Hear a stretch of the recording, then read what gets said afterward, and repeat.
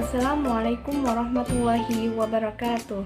Hai teman-teman, kembali lagi bersama saya Nabila Elsa Gunawan dari program studi Tadris Matematika IAIN Kediri. Di sini saya akan memberikan penjelasan mengenai pencerminan atau refleksi dalam mata kuliah Geometri Transformasi dengan dosen pengampu Ibu Kurnia Ahadiah, Sarjana Sains Magister Sains. Selamat menyaksikan. Pembahasan yang pertama yaitu mengenai definisi dari pencerminan. Jadi, sebuah pencerminan pada sebuah garis G adalah mu G yang ditetapkan untuk setiap titik P pada bidang Euclides V sebagai berikut. Yang pertama yaitu jika P anggota dari G, maka mu G P sama dengan P. Jadi seperti pada gambar 2.11 yang poin A, yaitu bahwasannya titik P ini berada pada garis G, sehingga akan menghasilkan mu G P. Kemudian yang poin yang kedua yaitu jika P bukan anggota dari G, maka mu G P sama dengan Q, sehingga G merupakan sumbu dari garis PQ. Seperti yang ada pada gambar 2.11 yang poin B, bahwasanya titik P ini bukan atau tidak berada pada garis P, sehingga menghasilkan mu G P. Selanjutnya, misalkan diberikan titik-titik A, B, C serta garis G seperti yang ada pada gambar 2.12 di bawah ini. Kemudian lukis titik A aksen sehingga A aksen sama dengan mu G A. Kemudian titik B aksen sehingga B aksen sama dengan mu G B. Dan titik C aksen sehingga C aksen sama dengan mu G C. Selanjutnya, karena A aksen sama dengan mu G A dan A bukan merupakan anggota dari G, maka G merupakan sumbu dari garis A aksen A. Artinya apa? Jadi artinya bahwa A aksen ini terletak pada garis L yang melalui A dan tegak lurus terhadap G. Apabila anggota dari N ini yaitu L irisan G, maka AN sama dengan N A aksen, dan A dengan A aksen terletak pada sisi yang berbeda oleh garis G. Kemudian karena B aksen ini merupakan mu G B dan B anggota dari G, maka B aksen sama dengan B. Dan karena C aksen sama dengan mu G C dan C bukan anggota dari G, maka G merupakan sumbu dari garis C aksen. Akibatnya apa? Akibatnya yaitu C aksen terletak pada garis M yang melalui C dan tegak lurus G, sehingga jika anggota dari himpunan M ini yaitu M irisan G, maka CM sama dengan MC aksen, dan C dengan C aksen terletak pada sisi yang berbeda oleh G.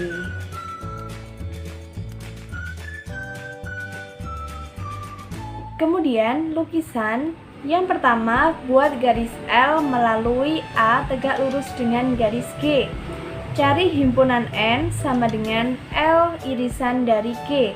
Buatlah ruas garis NA aksen kongruen dengan ruas garis AN, sehingga ruas garis NA merupakan anggota dari L, dan A aksen dengan A terletak pada sisi yang berbeda oleh garis G, seperti yang ada pada gambar 2.13.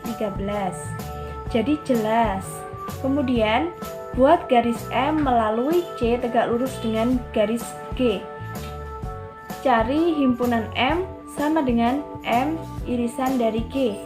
Buatlah ruas garis MC aksen kongruen dengan ruas garis CM, sehingga ruas garis MC aksen merupakan himpunan bagian dari M, dan C aksen dengan C terletak pada sisi yang berbeda oleh garis G, seperti yang ada pada gambar 2.13.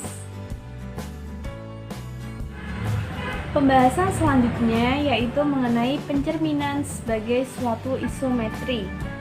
Pada teorema 2.4 yaitu setiap pencerminan pada garis merupakan suatu isometri lawan.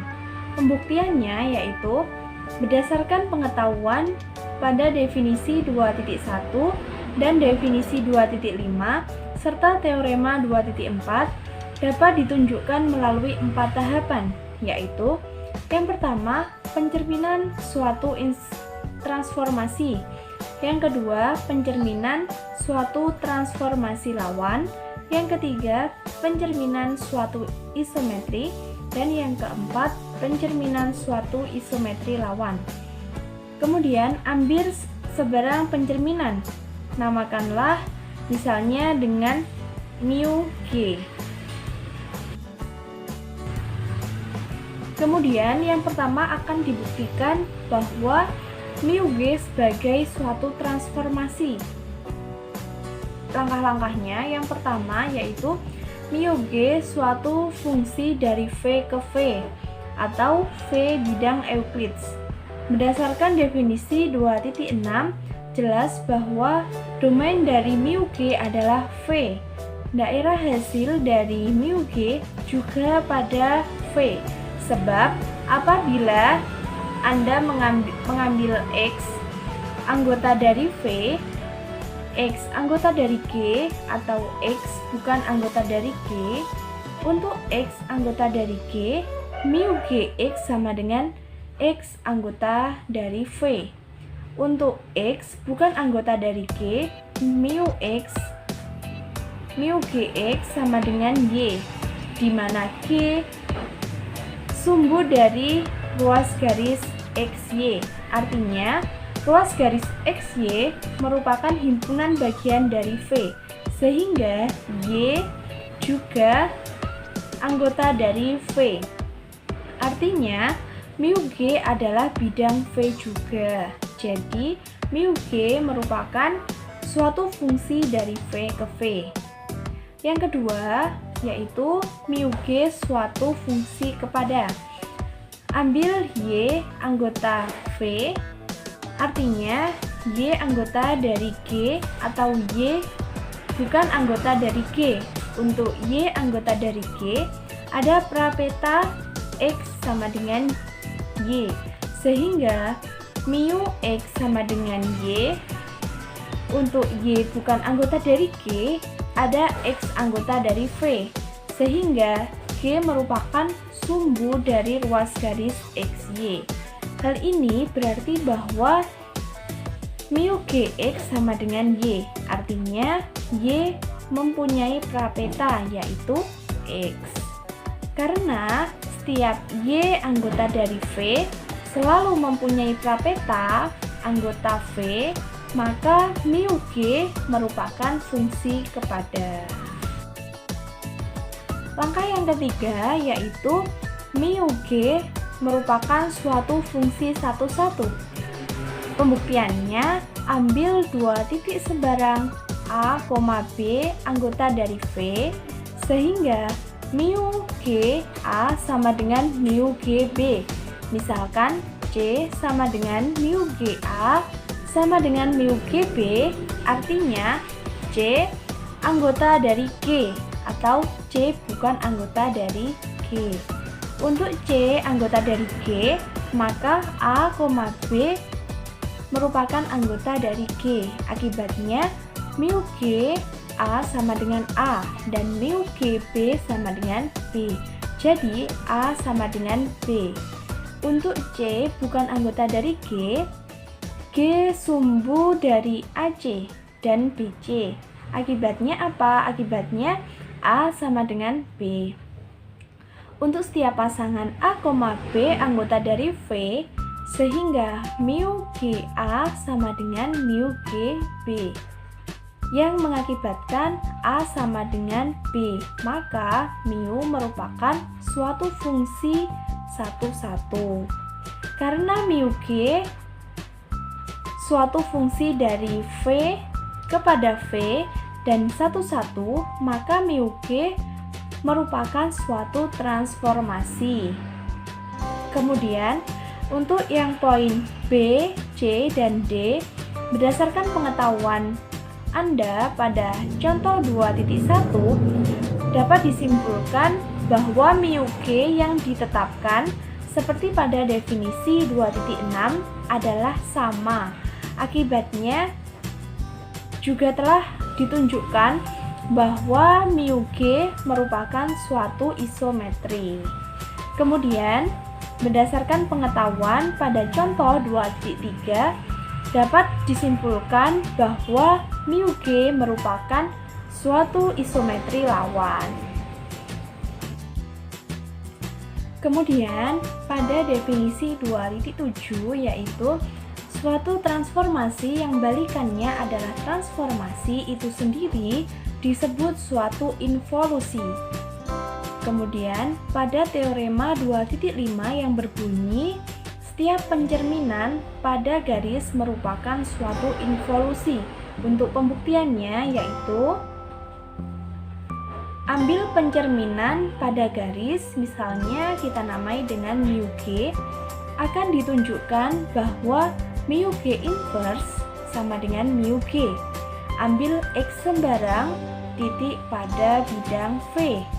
Jadi ada dua kemungkinan, yaitu X anggota dari G atau X bukan anggota dari G.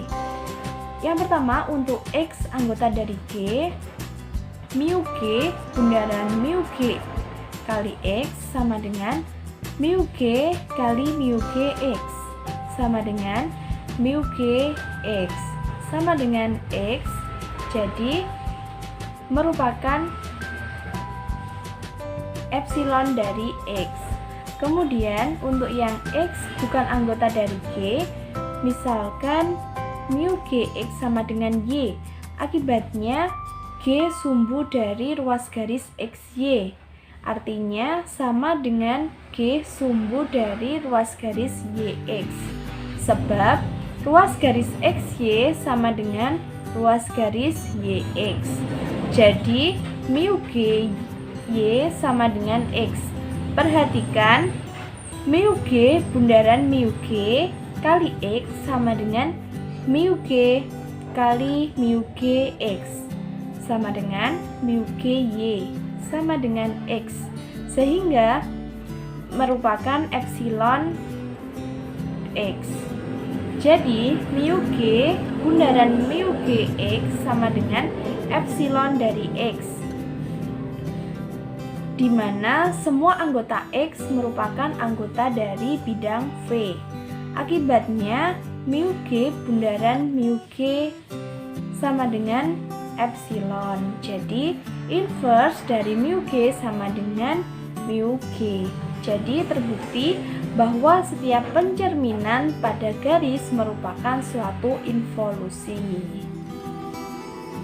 Demikian yang dapat saya sampaikan, kurang lebihnya mohon maaf. Semoga bermanfaat dan apa yang kita pelajari dapat membawa ilmu yang berkah. Amin ya robbal alamin. Sekian dari saya, kurang lebihnya mohon maaf. Terima kasih telah menyaksikan. Wassalamualaikum warahmatullahi wabarakatuh.